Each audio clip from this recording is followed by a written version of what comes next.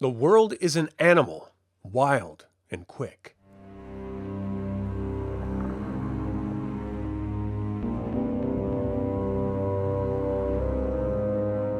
Welcome to Eviliv3, a celebration of my favorite tabletop role-playing games. This is a sister channel to Eviliv3. Subscribe if you're new to the channel, because today we are continuing our In Nomine series with this episode, Superiors, Jordi, Archangel of Animals. Jordi fervently believes that civilization is a shared hallucination, and that it is a lie. Lucifer has tried to play on this to turn Jordi, but he remains loyal to the divine. Jordi is a Chiriotate and wanders the world's countryside in animal form. His strong disdain for most of man's works only allows him to connect with those humans who share his love for the animal kingdom. He truly believes that mankind must regain its wild nature or die. Angels who don't work for Jordi think he's insane, but his servitors understand that he's just a passionate eccentric who is exceptionally intelligent. Jordi is always willing to grant some leeway to servitors who show consideration of his behavior, and he demands that they remain wild and untamable. They must not act cruel or with hate, but they must act with passion. Jordi rarely grants audiences in a city, preferring the country. Dissonance is what you earn by acting against your nature as a celestial being. For servitors of Jordi, they also gain dissonance if they value human life above animal life. Killing must always be clean and without pain. His servitors must not be swayed by human society, its rules, or expectations of behavior. Attunements are supernatural gifts granted by superiors. For servitors of Jordi, they are well versed in the language and culture of animals. Each choir is attuned to a particular type of animal and can communicate basic concepts through sounds and gestures. All of his servitors, except Chiriotates, must purchase at least one animal vessel. Nothing they do in that vessel, except for the performance of a song or use of essence, will disturb the symphony. Seraphim are attuned to amphibious and marine life. They prefer to live in and fight the war in watery darkness. Cherubim are attuned to cats. They traditionally operate in urban settings, punishing animal abusers, but they may also have big cat vessels. Ophanim are attuned to flying animals like birds or bats. They exact revenge on those who kill and abuse the creatures of the air. Elohim are partially restricted and are attuned to reptiles. Their resonance extends without difficulty as far as they can see.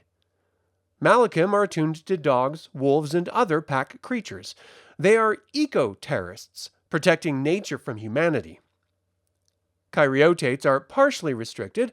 They are Jordi's eyes and ears, with the ability to control animal hosts whose forces are equal to their total number of forces times their corporeal forces. They are particularly attuned to insects, with each swarm counting only as one corporeal force. Mercurians are attuned to apes. They are charged with studying animals in their natural habitats and communicating their similarities to humans. There are a few attunements that may be purchased at character creation or granted by Jordi directly. Call of the Wild allows the angel to summon a small group of local animals at a cost of 2 essence. The angel chooses the animal type as long as they are not more than the total forces of the angel's celestial forces. Roll die equal to the summoner's corporeal forces to determine how many will appear, arriving in 2 minutes. They are not controlled by the angel, but they don't harm them either. The second attunement is animal magnetism. For an essence, the angel can charm a single animal within eyesight, if it's not already celestial influenced. The animal's forces must also be less than or equal to the angel's corporeal forces. If you please Jordi with your service, he may reward you with a distinction. Vassal of Animals allows you to always know the intentions of any animal you see. Friend of Beasts protects you from ever being attacked by wild beasts, though trained and charmed animals may still harm them. And finally, Master of the Creature Within allows you to know how much any human likes and treats animals at a glance. While Jordi doesn't care about celestial politics, his indifference grants him a swing vote. This also means other archangels often try to influence him either through his servitors or directly. He will rarely speak, but he may appear, cast a vote, then leave.